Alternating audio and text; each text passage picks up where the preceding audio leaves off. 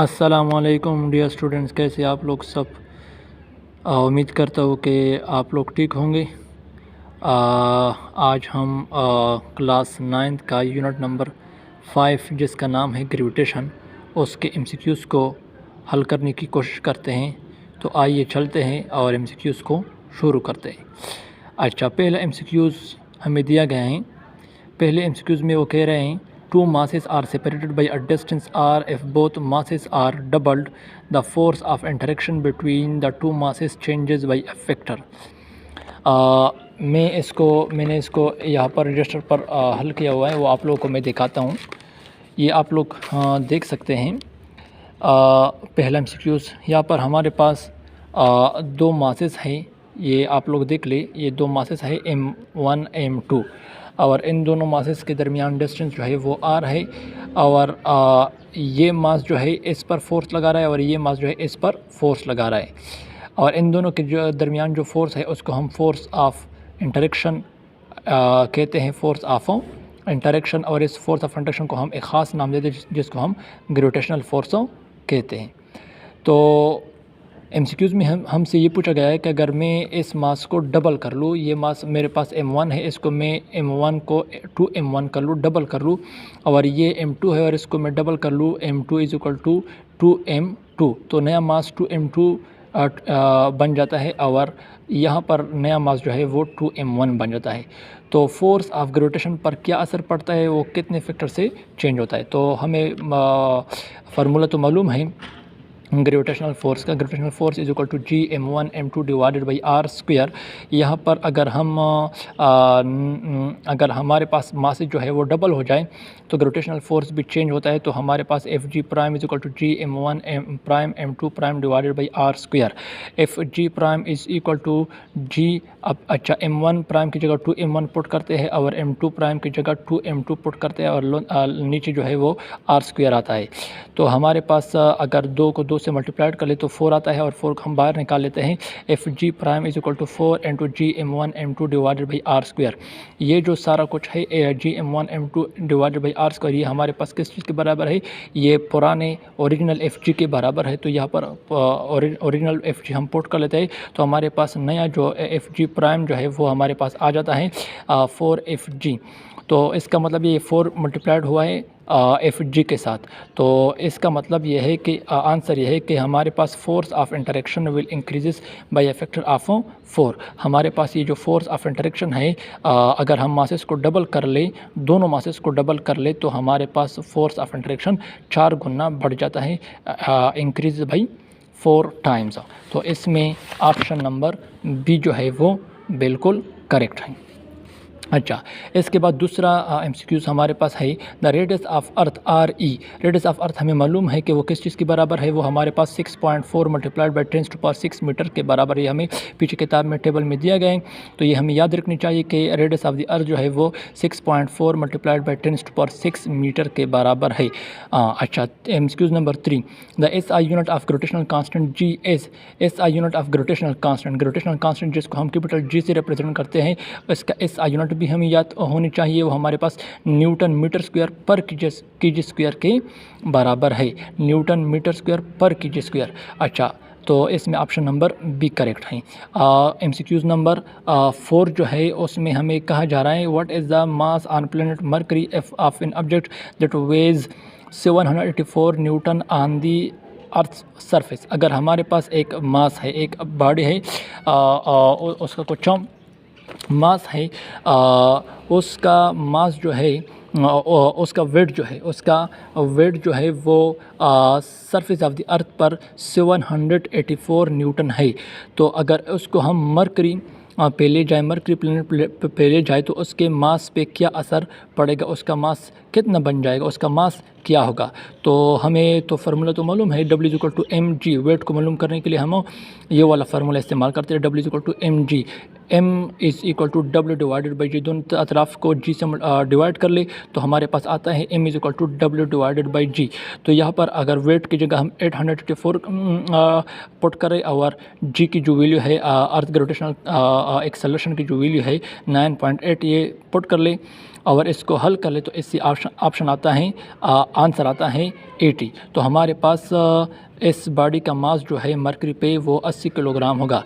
अच्छा, यहाँ पर मैं एक बात आप लोग को बताता चलूँ कि मास जो है वो कांस्टेंट होता है, वो फिक्स्ड होता है। वो अगर आप अर्थ के सरफेस पर उसको देखते हैं या मरकरी के सरफेस पे उसको देखते हैं तो ये जो है मास जो है इसका 80 किलोग्राम ये कांस्टेंट रहेगा। जितना मास इसका अर्थ पे बनता है उतना ही मास मरकरी पे भी होता है। मास में कोई चेंज नहीं आता। अगर हम इस ऑब्जेक्ट को अर्थ सरफेस पर देखते हैं या इसको हम मरकरी के प्लैनेट पर ले जाए तो वहाँ पर इसको तराजू के ज़रिए तोले और मास मालूम करे तो मास जो है इसका वही रहेगा, 80 किलोग्राम रहेगा। अलबत्ता ये जो वेट जो है वो जी पर डिपेंड करता है और इसलिए इसका वेट जो है वो चेंज होता है। वेट में वेरिएशन आता है, तब्दीली आती है। अर्थ पर एक वेट होगा इसका, और अगर इसको हम मून पर ले जाए या मरकरी या दूसरी किसी प्लेनेट पर ले जाए तो इसके वेट में चेंजेस आती है। अच्छा, ये तो इसमें ऑप्शन 80 किलोग्राम वाला ठीक है। तो इसमें ऑप्शन हमारे पास जो है वो ए नंबर ऑप्शन ठीक है। अच्छा, 5 नंबर एमसीक्यूज को देखते हैं। An object is orbiting a planet with orbital speed v if the radius is same and mass is increased 4 times, by what factors orbital speed will change. अच्छा, इसमें हमें ये बताया जा रहा है कि अगर हमारे पास एक इस तरह एक प्लेनेट है, ये मसलन हमारे पास एक प्लेनेट है। अच्छा, इस प्लेनेट के गिर्द एक मास जो है, एक बॉडी है, उसका कुछ मास है, कोई ऑब्जेक्ट है उसका कुछ मास है, और वो ये हमारे पास ऑब्जेक्ट हो गया, इसका कुछ ज़रूर इसका कोई मास होगा। ये ऑब्जेक्ट जो है ये इस प्लैनेट के गिर्द घूमता है, इसके गिर्द चक्कर लगाता है, इसके गिर्द ऑर्बिटिंग करता है। तो ये ऑब्जेक्ट जो है इसका कुछ ना कुछ इसका ऑर्बिटल स्पीड होता है।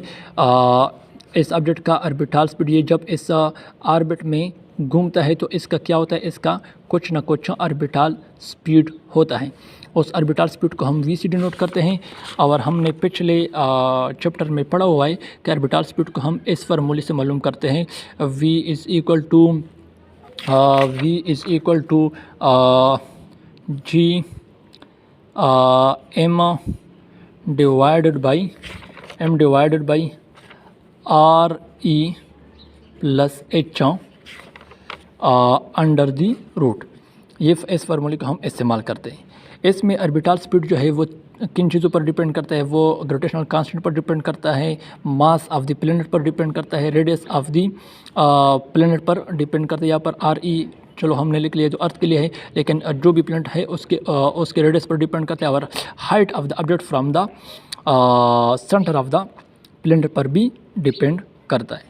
तो आप ये यहाँ पर हमें बताया जा रहा है कि रेडियस जो है उसको हम सेम रख रहे हैं, मतलब रेडियस में कोई भी चेंज हम नहीं ला रहे, रेडियस वही का वही है।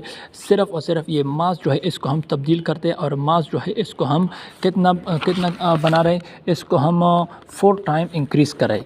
तो अगर हम यहाँ पर मास को नया जो हमारे पास मास बनता है वो हमारे पास कितना आता है, 4m आता है। तो अगर हम यहाँ पर ये पुट कर ले ऑर्बिटल स्पीड की जगह v prime is equal to नया ऑर्बिटल स्पीड हमारे पास क्या बनेगा, under the root g 4m divided by r e plus h। अगर 4 को अंडर रूट से हम बाहर निकालें तो ये 2 बन जाता है, 2 into G M divided by R E plus H.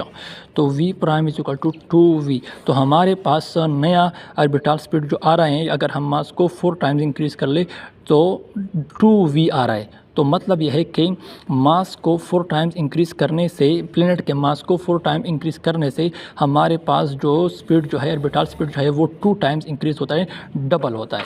तो यहाँ पर हमारे पास एमसीक्यूज़ नंबर 5 में ऑप्शन नंबर 8 जो है वो करेक्ट है, 2। अच्छा, इसके बाद हमारे पास 6 नंबर एमसीक्यू जो है वो ये है, the value of G at the surface of the moon is.